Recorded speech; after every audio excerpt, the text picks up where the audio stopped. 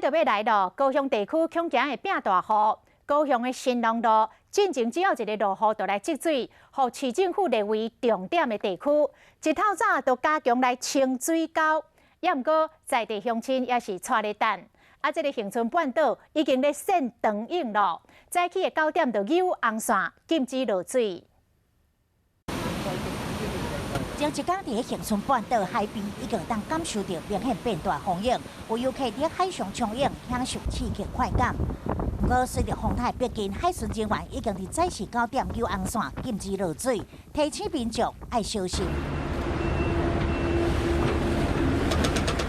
外手乌一大堆土山起来，因为顶礼拜一场豪雨，造成新隆路拢积水，即马赶紧加强疏通，就惊风台带来好大雨的饮料比点火较严重。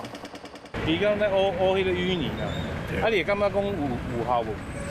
伊个还袂做好，未来会知。我是觉得这边之前设计就有关系了吧，因为你这样清，到时候因为他们淹的时候，它也是一样没办法清。